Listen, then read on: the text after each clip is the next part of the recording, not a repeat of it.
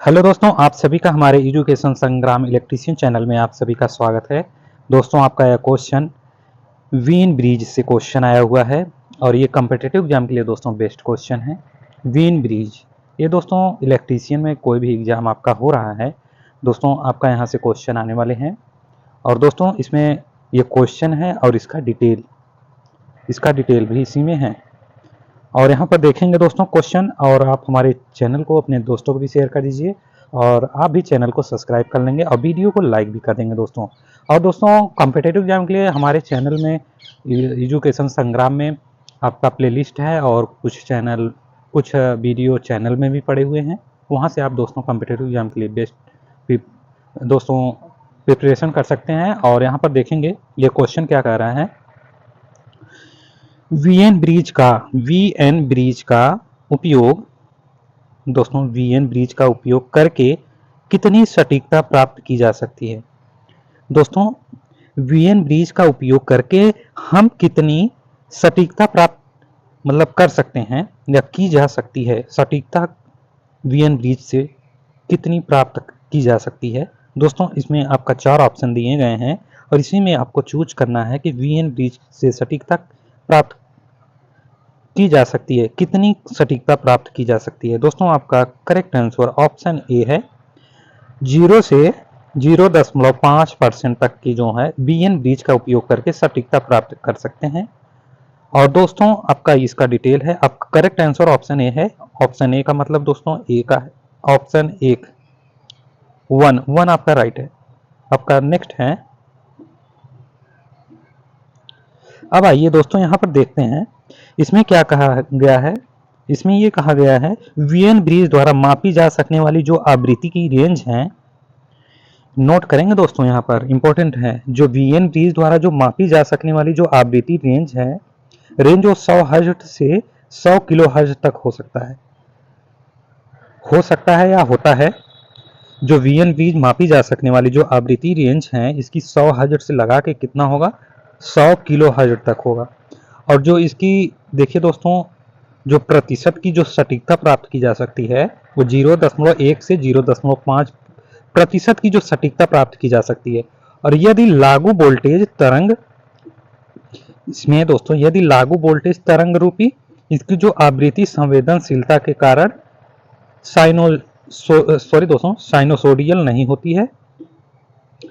Sinusoidal नहीं है, तो जो वीएन ब्रिज को संतुलित करना कठिन हो सकता है। दोस्तों जो तरंग रूपी इसकी जो आवृत्ति संवेदनशीलता के कारण जो साइनोसोडियल नहीं है, तो इसमें जो वीएन ब्रिज को संतुलित करना कठिन हो सकती है या हो सकता है। नेक्स्ट है आपका वीएन ब्रिज एक ऐसी ब्रिज है, वीएन ब्रिज एक ऐसी ब्रिज सर्किट जिसे वीन ब्रिज के नाम से, जो वीएन है वो वीन ब्रिज के नाम से भी जाना जाता है। और इसका जो अज्ञात सिग्नल की आवृत्ति निर्धारित करने के लिए किया जाता है, मतलब अज्ञात जो आवृत्ति या सिग्नल है इसको निर्धारित करने के लिए किया जाता है। अब आइए दोस्तों आगे, जर्मन भौतिक विज्ञानी जो मैक्स वीएन ने 1800 के दशक में उत्तरार्ध में इसे बनाया था। एक समायोज्य आवृत्ति ऑसिलेटर, प्रतिरोध और कैपेसिटर ब्रिज सर्किट बनाते हैं, नोट करेंगे दोस्तों। अब यहां पर देखिए दोस्तों वीन ब्रिज सर्किट का जो संचालन है, वीन ब्रिज प्रतिरोधक और संधारित्रों को संयोजित करके एक विशेष आवृत्ति पर संतुलित स्थिति स्थापित करता है। अब आइए नेक्स्ट दोस्तों क्या कह रहा है, ब्रिज का जो आउटपुट वोल्टेज संतुलित होने पर क्या होगा, शून्य हो जाता है। और ब्रिज को जो विभिन्न आवृत्तियों पर संतुलित करने के लिए ऑसिलेटर की आवृत्ति को बदला जा सकता है। किसकी आवृत्ति को, ब्रिज के विभिन्न आवृत्तियों पर जो संतुलित करने के लिए ऑसिलेटर आवृत्ति को बदला जा सकता है। और नेक्स्ट पॉइंट है आवृत्ति सीमा का निर्धारण। जो सीमा का निर्धारण सर्किट में उपयोग किए जाने वाले जो प्रतिरोधक और संधारित्रों के समान आवृत्ति सीमा निर्धारित करते हैं जिससे वीएन ब्रिज सटीक के साथ साथ मॉनिटर कर सकता है। और वीएन ब्रिज में जो प्रतिरोधक को जो संधारित्र को बीच संबंध आवृत्ति सीमा निर्धारित करता है। अब आइए नेक्स्ट है दोस्तों, वीएन ब्रिज के लिए समीकरण, वीएन ब्रिज संतुलित स्थिति के लिए ये सूत्र है, नोट करेंगे, F इक्वल टू 1/2 गुणे पाई गुणे आर गुणे सी। ये आपका ब्रिज, वीन ब्रिज के लिए समीकरण है, वीन ब्रिज संतुलित स्थिति के लिए, और इसको नोट करेंगे, इंपॉर्टेंट है ये, जहां संतुलित अवस्था की आवृत्ति को F द्वारा दर्शाया जाता है और जो ब्रिज सर्किट के जो प्रतिरोध को R द्वारा दर्शाया जाता है और इसकी जो धारिता C दर्शाया जाता है, और समीकरण दर्शाता है कि आवृत्ति और प्रतिरोध और धारिता का गुणनफल व्युत्क्रमानुपाती और इसी आवृत्ति सीमा का विस्तार करने के लिए धारिता का प्रतिरोध को बढ़ाना चाहिए। आपका नेक्स्ट है। अब आइए दोस्तों, आपका ये नेक्स्ट क्वेश्चन है, वेन ब्रिज का उपयोग आईडीओ, वेन ब्रिज का उपयोग कहाँ कहाँ हो रहा है, यहाँ पर देखिए दोस्तों, आईडीओ आवृत्ति की माप के लिए किया जाता है। वेन ब्रिज का उपयोग किसमें हो रहा है, आईडीओ आवृत्ति माप करने के लिए किया जाता है। और दोस्तों कितने पर हो रहा है, 25 हर्ट्ज पर, 25 kilo hertz, 30 hertz, 30 kilo hertz पर, ये 4 ऑप्शन दिए गए हैं, इसमें से आपको बताना है ये वीन ब्रिज जो आईडीओ आवृत्ति की माप के लिए कितना होगा, 100 हर्ट्ज से 100 हर्ट्ज से 100 किलो हर्ट्ज तक। ऑप्शन सी या ऑप्शन 3 आपका करेक्ट आंसर है।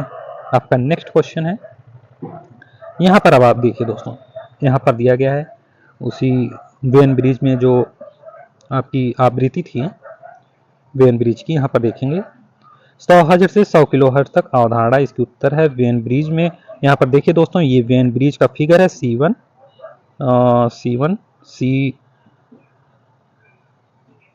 C1 है, और यहाँ पर R1 है, R2 है, R3 है, R4 है। आपका यहाँ पर एक लगा हुआ है C3 है, और आपको C1 C2 यहाँ पर डिटेक्टर है,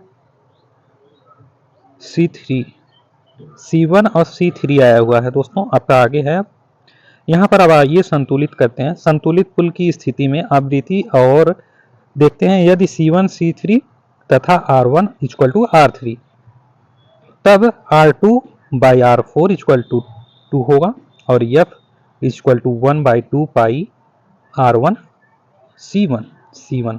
अनुप्रयोग में क्या होगा, इसका उपयोग 100 हर्ट्ज से 100 किलो हर्ट्ज तक आवृत्ति मापन के लिए किया जाता है। और नेक्स्ट पॉइंट है, विरूपण विश्लेषण में उपयोग किया जाता है, और यह ब्रिज हार्मोनिक वाले सिग्नलों की आवृत्ति को मापने के लिए उपयुक्त नहीं है। नोट करेंगे दोस्तों, हार्मोनिक वाले जो सिग्नल होते हैं इसको मापने के लिए, आवृत्ति के मापन के लिए उपयुक्त नहीं, क्योंकि जो ब्रिज संतुलित कठिन है, आपका नेक्स्ट है। अब आइए, ये क्वेश्चन आपका क्या कह रहा है दोस्तों, निम्न में से किस सेतु का उपयोग एक दोलित्र में भी किया जाता है। निम्नलिखित में किस सेतु का उपयोग एक दोलित्र में भी किया जाता है। दोस्तों आप हमारे चैनल को जरूर से सब्सक्राइब कर लेंगे, जिससे वीडियो का नोटिफिकेशन आपको मिलता रहेगा। और यहाँ पर आपका क्वेश्चन है, ये क्या कह रहा है कि निम्नलिखित में किस सेतु का उपयोग एक दोलित्र में भी किया जाता है, वीन सेतु का। ऑप्शन 2 राइट आंसर है, इसको बी भी कह सकते हैं। ऑप्शन 2 वीन सेतु का दोलित्र में भी उपयोग किया जाता है। आपका 2 नंबर का करेक्ट आंसर है। आपका नेक्स्ट है अब इसी का। अब आइए, वीन सेतु दोलित्र में क्या क्या हो रही हैं और वीन सेतु दोलित्र होता कैसा है ये देखेंगे। यहाँ पे सबसे सरल जा तरंग दोलित्र में से एक जो जायक्रिय निर्गम तरंग रूप का उत्पादन करने के लिए पारंपरिक LC स्वरित टैंक परिपथ के स्थान पर RC नेटवर्क का उपयोग करता है, उसे वीन सेतु दोलित्र कहा जाता है। मैं फिर से इसको बता रहा हूं दोस्तों, सबसे सरल जा तरंग दोलित्र में एक जो जायक्रिय निर्गम तरंग रूप है का इसमें क्या हो रहा है, उत्पादन करने के लिए जो पारंपरिक LC समत्वरित होती है, समत्वरित टैंक परिपथ के स्थान पर RC LC के स्थान पर जो समत्वरित टैंक है, इसके परिपथ के स्थान पर RC नेटवर्क का उपयोग करता है, उसे वीन सेतु दोलित्र कहा जाता है। नोट करेंगे दोस्तों, नेक्स्ट पॉइंट है, एक वीन सेतु दोलित्र एक प्रकार का कला विस्थापन दोलित्र है जो नीचे दिए गए चित्र में दिखाए गए वीन सेतु नेटवर्क पर आधारित हैं, जिसमें सेतु फैशन में जुड़े 4 भुजाएं शामिल हैं। और यहाँ पर देखिए दोस्तों नेक्स्ट पॉइंट, यहाँ 2 भुजाएं विशुद्ध रूप से प्रतिरोधक हैं, जबकि अन्य 2 भुजाएं प्रतिरोधों और संधारित्रों का एक संयोजन। यहाँ पर आइए दोस्तों देखते हैं R1, R2, R3, R4 और यहाँ पर C1 है, C2 है, और ये हाई पास फिल्टर से R1 RC से इनपुट हो रहा है और आउटपुट लो पास से हो रहा है R1 और R3 यहाँ पर R3 आपका यहाँ पर आउटपुट हो रहा है। और इसी को दोस्तों आपको क्या कहते हैं, वीन सेतु दोलित्र कहते हैं। और ये हाई पास फिल्टर से जुड़ा हुआ है, ये नेटवर्क से जुड़ा है, नेटवर्क आधारित है ये, जिसमें सेतु फैशन में जुड़े 4 भुजाएं शामिल भी हैं। यहाँ पर आपका नेक्स्ट है। अब आइए इसमें क्या कह रहा है, विशेष रूप से एक भुजा में एक प्रतिरोधक संधारित्र जो श्रेणी R1 और C1 में जुड़े होते हैं, जबकि दूसरे समानांतर R2 एंड C2 होता है। यहाँ पर यह इंगित करता है कि नेटवर्क में 2 भुजाएं उच्च पारक फिल्टर या निम्न पारक फिल्टर के समान व्यवहार करती है। परिपथ का व्यवहार चित्र बी में दिखाया गया है। इस परिपथ में उच्च आवृत्ति पर जो संधारित्र C1 एंड C2 के प्रतिघात बहुत कम होंगे और जिसके कारण वोल्टता 0 वोल्ट शून्य हो जाएगी, क्योंकि जो R2 छोटा हो जाएगा। नेक्स्ट पॉइंट है, अगला जो कम आवृत्ति पर संधारित्र C1 एंड C2 के प्रतिघात बहुत अधिक हो जाएगा। और नेक्स्ट है, हालांकि इस स्थिति में भी निर्गम वोल्टता V0 या शून्य केवल शून्य पर रहेगी, क्योंकि जो संधारित्र C1 एक खुले परिपथ के रूप में कार्य करेगा। और यहाँ पर नेक्स्ट पॉइंट है, वीन सेतु नेटवर्क द्वारा जो प्रदर्शित इस प्रकार का जो व्यवहार क्रमशः निम्न और उच्च आवृत्ति के मामले में इसे अग्र पश्च परिपथ बनाता है। आपका नेक्स्ट है दोस्तों, अब आइए वीन सेतु दोलित आवृत्ति की गणना करना है। यहाँ पे गणना करना है, इन 2 उच्च और निम्न आवृत्तियों के बीच एक विशेष आवृत्ति उपस्थित होते हैं, जिस पर प्रतिरोध और धारिता प्रतिघात के मान एक दूसरे के बराबर हो जाएंगे, जिससे जो अधिकतम निर्गम वोल्टता उत्पन्न होगी। यहाँ पर नेक्स्ट पॉइंट है, इस आवृत्ति को अनुनाद आवृत्ति या फार के रूप में जाना जाता है। वीन सेतु दोलित के अनुनाद आवृत्ति की गणना नीचे दिए गए सूत्र का उपयोग करके की जाती है। यहाँ पर देखिए दोस्तों, FR = 1/2 pi under root R1 C1 और R2 C2 है। और यदि R1 = R2 और C1 क्या है, इक्वल टू C2 और इक्वल टू C, तो यहाँ पर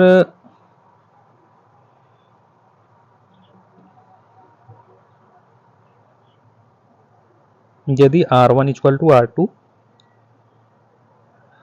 तो R क्या है, R और C1, यहाँ पर C2 = C हो रहा है, तो F R = क्या होगा, 1/2 पाई RC होगा। नोट करेंगे दोस्तों। तो जो यहाँ पर नेक्स्ट ये है, तो फिर क्या होगा, FR = 1/2 पाई RC होगा। जब यदि R1 = R2 होगा तो इक्वल टू R होगा, तो यहाँ पर C1 = C2C होगा। यदि R1 = R2 है तो R हो रहा है, तो C1 = C2 क्या होगा, C होगा। तो इस स्थिति में क्या होगा, FR = 1/2 पाई RC होगा। अब यहाँ पर देखिए, अब नेक्स्ट पॉइंट है, क्या करें, वीन सेतु दोलित्र A 1-2 RC युग्मित परिवर्तक परिपथ हैं, जिसकी अनुनाद आवृत्ति और कम विरूपण पर अच्छा अस्थायित्व होता है। इसे एक श्रव्य आवृत्ति दोलित्र के रूप में एक लोकप्रिय परिपथ बनाने के लिए स्वरण करना बहुत आसान होता है, लेकिन निर्गम संकेत का जो कला विस्थापन पिछले कला विस्थापन RC दोलित्र से काफी अलग है। यहाँ पर आएंगे नेक्स्ट पॉइंट, वीन सेतु दोलित्र प्रतितुष्टि जो परिपथ का उपयोग करता है, जिसमें एक श्रेणी RC होता है और जिसमें आवृत्ति के आधार पर कला विलंब या कला अग्रिम परिपथ उत्पन्न करने के लिए जो समान घटक मानों का जो समानांतर RC से जुड़ा होता है। अब आइए नेक्स्ट पॉइंट, अनुनाद आवृत्ति FR पर जो वीन सेतु दोलित्र में जो कला विस्थापन क्या हो रहा है, 0 होता है, कला विस्थापन 0 हो रहा है यहाँ पर। नेक्स्ट अब आइए दोस्तों यहाँ पर शेयरिंग सेतु देखेंगे। शेयरिंग सेतु क्या है, नोट करेंगे दोस्तों। शेयरिंग सेतु नया आया हुआ है। इस सेतु का उपयोग संधारित्र की जो धारिता क्षय सॉरी दोस्तों, इस सेतु का जो उपयोग संधारित्र की धारिता क्षय गुणक और सापेक्ष पारगम्यता के जो समान के लिए किया जाता है। और नेक्स्ट पॉइंट, शेयरिंग सेतु का जो परिपथ आरेख नीचे दिखाया गया है, ये रहा आपका शेयरिंग सेतु का आरेख। इसमें देखिए दोस्तों, एसी सप्लाई हाइड में हो रहा है और C1 यहाँ पर दिया गया है, R1 R2 और R3 R4 दिया गया है, और यहाँ पर C1 C3 है। अब आइए हे सेतु के बारे में देखेंगे। हे सेतु यहाँ पर देखिए दोस्तों, हे सेतु क्या है। सेतु उच्च मान के अज्ञात प्रेरकों की गणना के लिए एक बहुत ही सरल व्यंजक देता है। और हे सेतु का जो परिपथ आरेख नीचे दिखाया गया है, यहाँ पर हे सेतु का आरेख है। यहाँ पर देखिए R1 है, R2 है और R3 R4, ये L1 है, यहाँ पर C4 है। ये है सेतु का फिगर और आपका आरेख दिखाया गया है चित्र में। यहाँ पर आइए देखिए दोस्तों, अब मैक्सवेल सेतु देखेंगे। मैक्सवेल सेतु कैसा होता है, परिपथ में जो परिपथ के जो सब प्रेरकत्व के मापने के लिए जो उपयोग किए जाने वाले जो सेतु को मैक्सवेल सेतु के नाम से जाना जाता है। यह व्हीट स्टोन सेतु का उत्पन्न रूप है। मैक्सवेल सेतु है, ये व्हीट स्टोन सेतु का उत्पन्न रूप है। और इसमें मैक्सवेल सेतु तुलना के सिद्धांत पर कार्य करता है, अर्थात जो अज्ञात प्रेरकत्व का जो मान ज्ञात या मानक मान के साथ तुलना करके निर्धारित किया जाता है। मैक्सवेल प्रेरकत्व सेतु का जो परिपथ आरेख नीचे यहाँ पर दिखाया गया है, R1 है, R2 R3 R4 और L है, C4 है, यहाँ पर D और यहाँ पर B प्रदर्शित किया गया है। और ये आपका A और C आपका यहाँ भुजाओं को जोड़ा हुआ है। और यहाँ पर देखिए दोस्तों, आपका ये रहा आपका D मैक्सवेल सेतु। आपका नेक्स्ट आइए क्वेश्चन है यहाँ पे, कौन सी विधि के लिए एक मानक संधारित्र की आवश्यकता है उस स्थिति में जब स्वप्रेरकत्व को अभिव्यक्त किया जाता है। कौन सी विधि के लिए एक मानक संधारित्र की आवश्यकता है उस स्थिति में जब प्रेरकत्व को अभिव्यक्त किया जाता है तो उसमें एडर्सन ब्रिज आता है दोस्तों। एडर्सन ब्रिज आता है। ऑप्शन 1 आपका करेक्ट आंसर है। ऑप्शन 1 करेक्ट आंसर है आपका। नेक्स्ट क्वेश्चन है दोस्तों, आपका एडर्सन ब्रिज दिखता कैसे है। यहाँ पर देखते हैं, एडर्सन ब्रिज में जो अज्ञात प्रेरकत्व को ज्ञात धारिता और प्रतिरोध के संदर्भ में मापा जाता है। अब आइए यहाँ पर देखते हैं दोस्तों, जो एडर्सन ब्रिज है यहाँ पर बनाया कैसे गया है। यहाँ पर देखिए दोस्तों, बाहरी जो जोड़े गए हैं एडर्सन ब्रिज A और C हैं आपके, और यहाँ से यहाँ की जो दूरी है, यहाँ से यहाँ तक की दूरी है, ये E1 है और यहाँ पर EA है। और यहाँ पर दोस्तों R1 R2 R3 R1 और L1 R2 R3 और R3 R4 यहाँ जुड़े हैं। ये एडर्सन ब्रिज इतनी कठिनाई पूर्वक जोड़ा गया है, ये सेम नीचे भी हो रहा है और पूरी लंबाई E है। पूरी लंबाई यहाँ पर नीचे E दर्शाया गया है, यहाँ पर D है, और यहाँ पर एक प्रतिरोध को जोड़ दिया गया है और 1 यहाँ पर कुछ पॉइंटें दी गई हैं दोस्तों, यहाँ पर कुछ पॉइंटें फिगर में दी गई हैं। और ये एडर्सन ब्रिज है आपका, जो अज्ञात प्रेरकत्व ज्ञात धारिता और प्रतिरोध के संदर्भ में मापा जाता है। नेक्स्ट है आपका, अब आइए यहाँ पर डिफाइन किया गया है एडर्सन ब्रिज का जो परिपथ आरेख निम्नवत है। L1 क्या है, मापा जाने वाला स्वप्रेरकत्व है। R1 क्या है, स्वप्रेरकत्व का प्रतिरोध है। R1 क्या है, -R1 स्वप्रेरकत्व के साथ श्रेणी में जोड़ा गया प्रतिरोध है। फिर R है, स्मॉल r है, फिर कैपिटल में R2 है, R3 है, R4 इक्वल टू ज्ञात गैर प्रेरणिक प्रतिरोध है। C क्या है, नियत मानक संधारित्र है जो संतुलन की स्थिति के तहत है। और यहाँ पर आइए दोस्तों, L1 क्या है, कोष्टक में R1 -R1 plus capital R1 plus J omega L1 equal to दोस्तों, ये L1 नहीं I1 है। सॉरी दोस्तों, यहाँ पर I1 है, I1 यहाँ पर। अब आइए J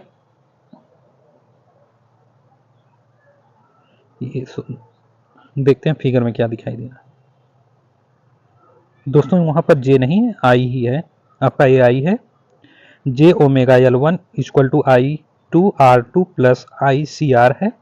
यहाँ पर आइए दोस्तों देखते हैं, और IC क्या है। IC कोष्टक में R plus 1 by I omega C है, और यहाँ पर equal to I2 minus IC कोष्टक बंद R4 है। इसे हल करने के बाद क्या होगा, R1 equal to R2 R3 by R4 minus R1 होगा। और यहाँ पर देखिए दोस्तों, और L1 इक्वल टू क्या हो रहा है, C, फिर उसके बाद R3 R1, फिर कोष्टक में माइनस R, फिर कोष्टक लगा हुआ है R4 प्लस R2 है, प्लस R2 R4 है। ये आपका एडरसन ब्रिज परिपथ के आरेख निम्नवत के द्वारा दर्शाया गया है। और आइए यहाँ पर आप क्वेश्चन देखते हैं, निम्नवत कथनों के लिए सत्य असत्य बताएं। इसमें आपको सत्य असत्य को बताना है। ओवेन सेतु के एक चर मानक संधारित्र की आवश्यकता है, और दूसरा पारवैद्युतिक नुकसान की जो माप के लिए शेयरिंग सेतु का उपयोग किया जा सकता है। क्या दोस्तों ये सही है?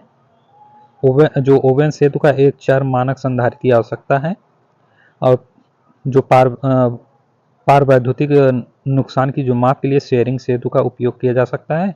दोस्तों आपका option D, option 4 correct answer है। आपका नेक्स्ट है, अब आइए दोस्तों ये ओवरसन सेतु देखते हैं क्या होता है। ओवेन जो सेतु परिपथ को एसी सेतु के रूप में परिभाषित किया गया है, जिसका उपयोग प्रतिरोध और धारिता के संदर्भ में कम क्यू कहाँ पे है, क्यू कुंडली के अज्ञात प्रेरकत्व की एक विस्तृत श्रृंखला को मापने के लिए किया जाता है।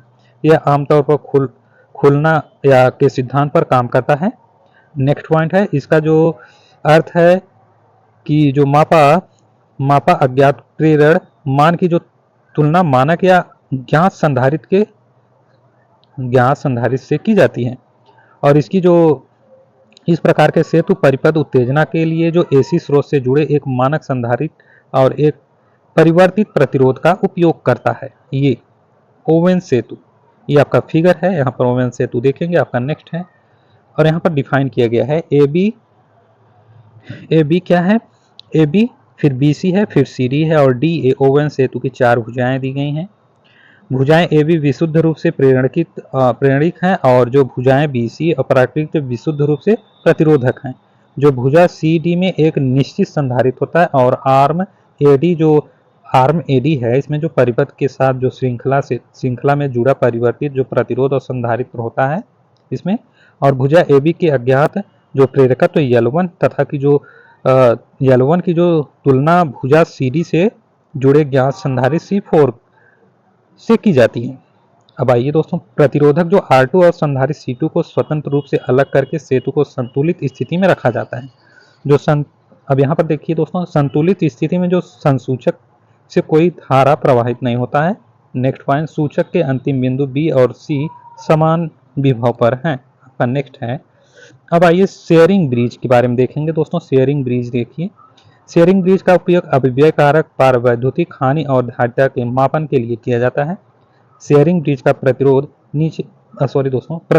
नीचे दिखाया गया है। यहाँ पर देखिए दोस्तों, शेयरिंग ब्रिज,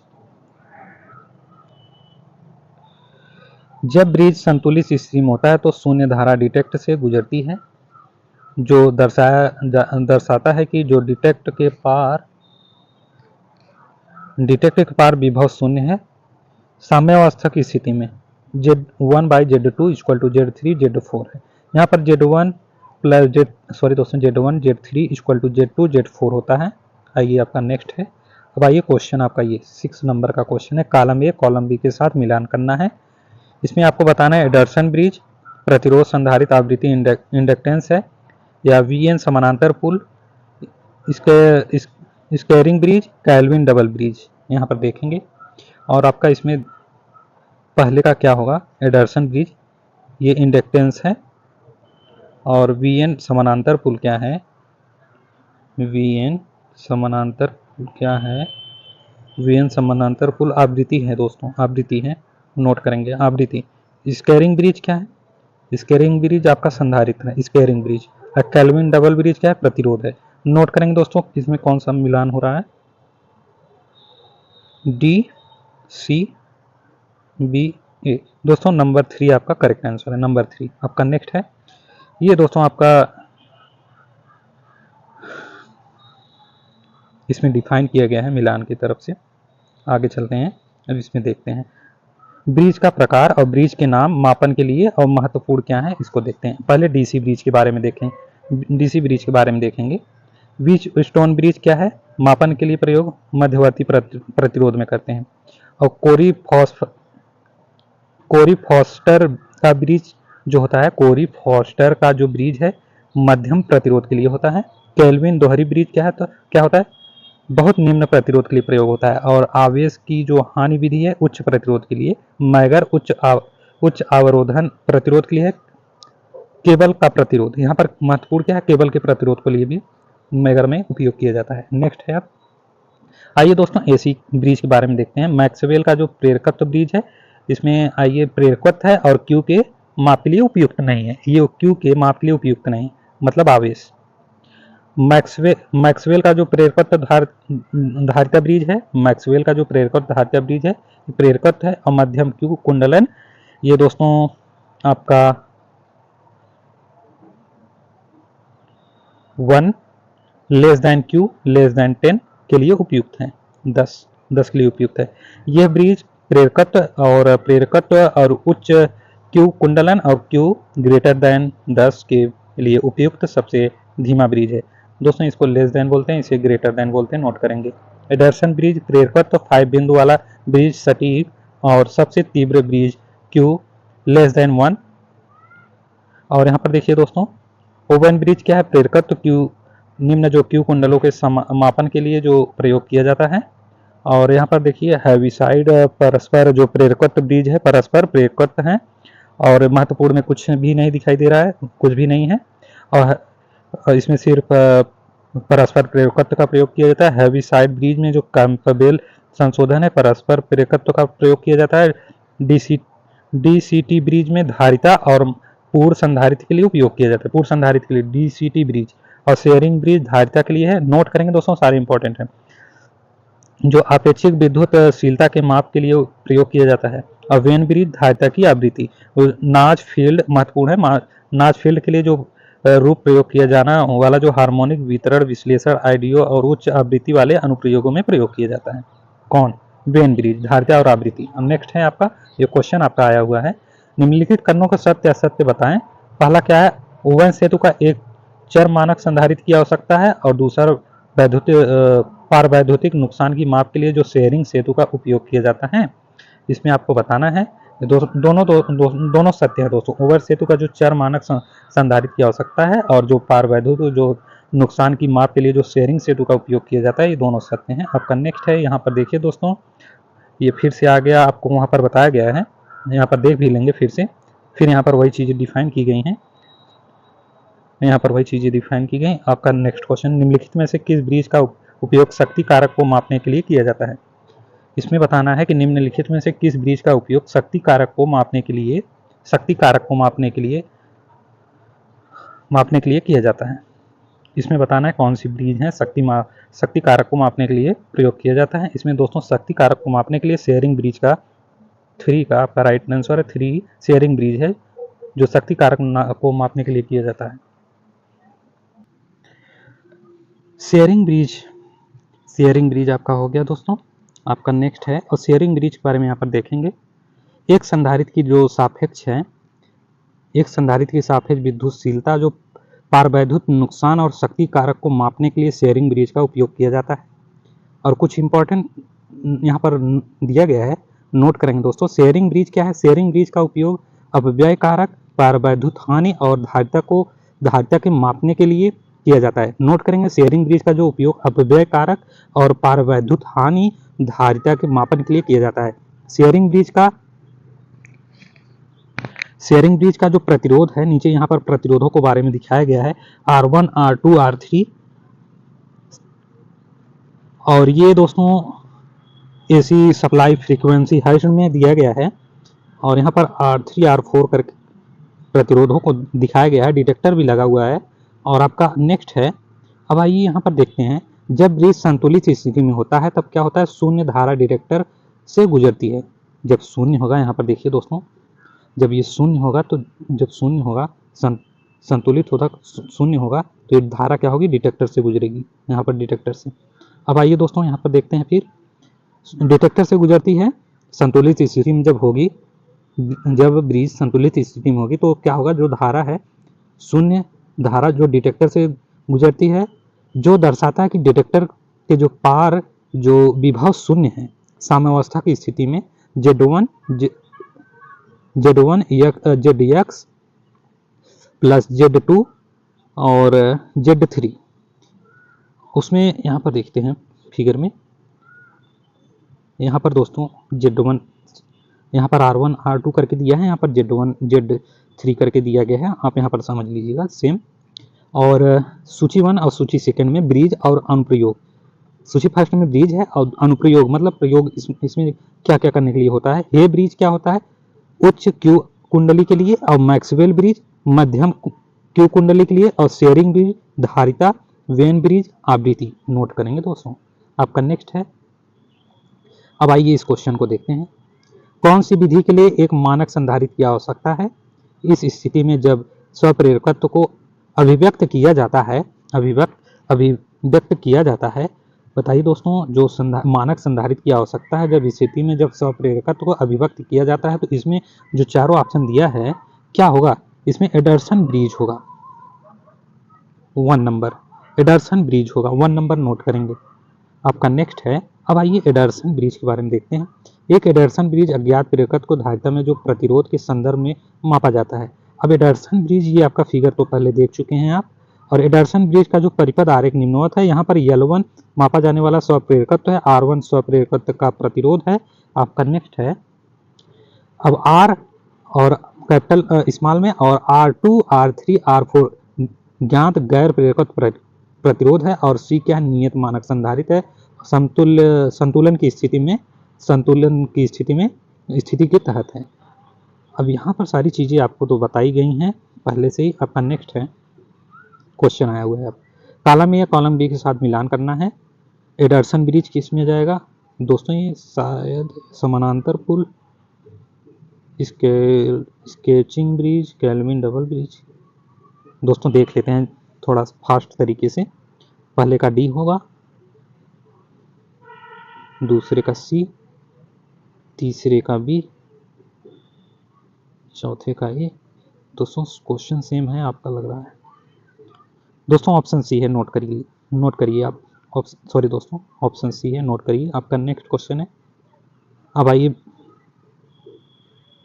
ब्रिज के बारे में, सॉरी दोस्तों, ब्रिज के बारे में आपको बता दिया गया है यहाँ पर। अब आइए इस क्वेश्चन पर, ये क्वेश्चन यहाँ पर देखना है, ये ऊपर दिखाया गया जो ब्रिज नेटवर्क को पहचाने, ये कौन सी नेटवर्क है, इसको आपको पहचानना है कि ये ब्रिज कौन सा है, ये ब्रिज कौन सा है, ये ब्रिज कौन सा है दोस्तों, नोट करेंगे दोस्तों। मैंने आपको सारी फिगर दिखाया, आप फिगर को देखें तो आपको ये बताना है कि कौन सा फिगर है। ये दोस्तों वेन सेतु 2 नंबर का ये फिगर है, वेन सेतु है, वेन सेतु 2 नंबर का। अब आइए आगे यहाँ पर देखते हैं क्या दिया गया है, इसको देख लेते हैं थोड़ा सा।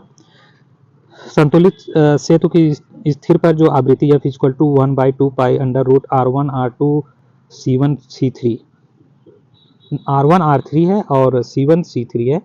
और यहाँ पर देखिए दोस्तों, और R1/R3 plus C3/C1 equal to R2/R, ये R4 भी हो सकता है दोस्तों।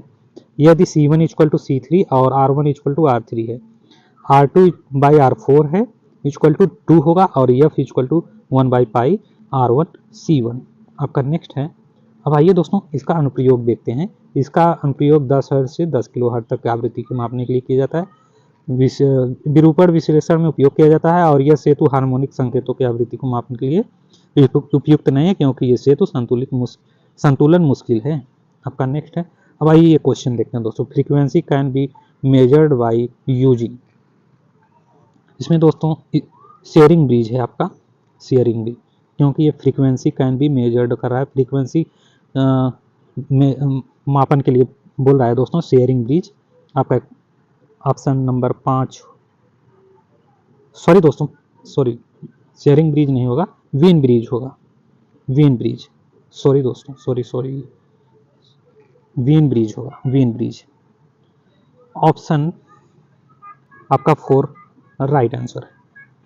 शेयरिंग ब्रिज नहीं होगा, Wien bridge. Frequency can be measured by using 4 नंबर आपका नेक्स्ट है। अब आइए दोस्तों, वेन ब्रिज मुख्य रूप से आवृत्ति निर्धारण पुल के रूप में जाना जाता है। नोट करेंगे दोस्तों, वेन ब्रिज मुख्य रूप से एक आवृत्ति निर्धारण पुल के रूप में जाना जाता है और यह 100 हर्ट्ज से 100 किलो हर्ट्ज आवृत्ति को मापने के लिए उपयुक्त है। इसे एसी ब्रिज परिपथ के अलावा अन्य विभिन्न परिपथों का अनुप्रयोग किया जाता है। इसमें क्या हार्मोनिक विरूपण जो विश्लेषण में नियोजित किया जाता है, जहां इसे विशिष्ट आवृत्ति के जो विरुद्ध विशेषक की तरह नाच फिल्टर के रूप में उपयोग किया जाता है और यह श्रव्य और एचएफ दोलित्र में आवृत्ति निर्धारण उपकरण के रूप में किया जाता है। आपका नेक्स्ट है दोस्तों, यहाँ पर आपको दोस्तों ये इसको आप देख लेंगे, शायद मैंने पहले ही बता चुका हूँ कहाँ पर क्या चीज़ें उपयोग हो रहे हैं। नेक्स्ट है, एसी में भी आपको दिखाया गया था। अब आइए क्वेश्चन, वीएन ब्रिज के संबंध में निम्नलिखित कथनों पर विचार कीजिए। इसमें ये कथन दिया गया, आपका ऑप्शन आगे है। फर्स्ट में क्या कह रहा है, यह धारिता के मापन के लिए उपयुक्त है। वीएन ब्रिज में इसमें संबंध बताना है, इस कथनों में संबंध बताना है।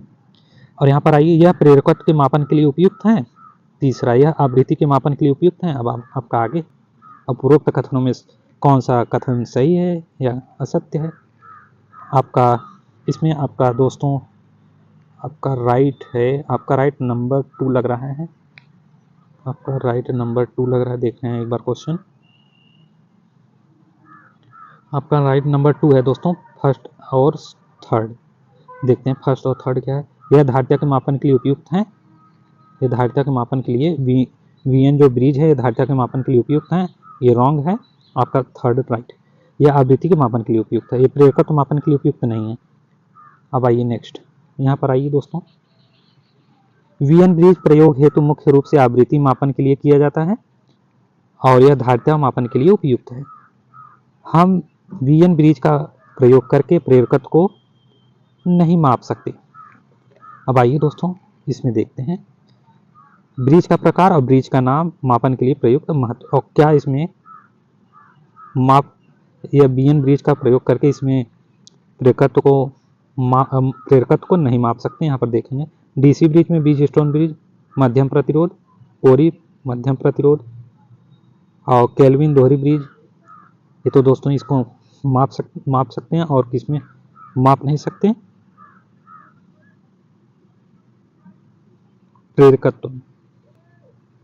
प्रेरकत्व को नहीं माप सकते और सारे में माप सकते हैं। आपका नेक्स्ट है, यहाँ पर आइए दोस्तों, ये रहा प्रेरकत्व के बारे में। का प्रेरकत्व जो ब्रिज है के लिए उपयुक्त नहीं है। मैक्सवेल का प्रेरकत्व धारिता प्रेरकत्व है और यहाँ पर मध्यम क्यू कुंडलन के लिए उपयुक्त क्यू लेस देन 10 और यहाँ पर हे ब्रिज प्रेरकत्व है। प्रेरकत्व में हम बीन ब्रिज का प्रयोग नहीं करते। और यहाँ पर उच्च क्यू कुंडलन के लिए उपयुक्त क्यू और ग्रेटर देन 10 धीमा ब्रिज है। एडर्सन ब्रिज प्रेरकत्व है। देखिए दोस्तों, प्रेरकत्व में कौन कौन से ब्रिज का प्रयोग हो रहा है, यहाँ पर देख लीजिए। 5 बिंदु वाला जो ब्रिज सटीक और सबसे तीव्र ब्रिज क्यू लेस देन 1। आपका नेक्स्ट आइए, यहाँ पर देखते हैं प्रेरकत्व में ओवन ब्रिज जो भारित पक्ष वाला पारस्परिक प्रेरकत्व ब्रिज है। भारित पक्ष ब्रिज मैक्सवेल का संशोधन है। कौन कौन से कहाँ पर प्रयोग हो रहे हैं यहाँ पर नोट कर लेंगे दोस्तों। आपका नेक्स्ट है, अब यहाँ पर आइए, इस क्वेश्चन को नीचे दी गई आवृत्ति में दर्शाए गए एसी ब्रिज का 4 प्रतिबाधाएं दी गई हैं। इसमें Z1, Z2, Z3, Z4 दी गई है। डिटेक्टर यहाँ पर दिया गया है। इसमें 4 बाधाएं दी गई हैं। इसमें आपको आकृति में दर्शाए गए जो एसी ब्रिज के 4 प्रतिबाधाएं दी गई हैं, इसमें बताना है कि कौन सा क्या हो रहा है। और इसमें आगे देखते हैं दोस्तों।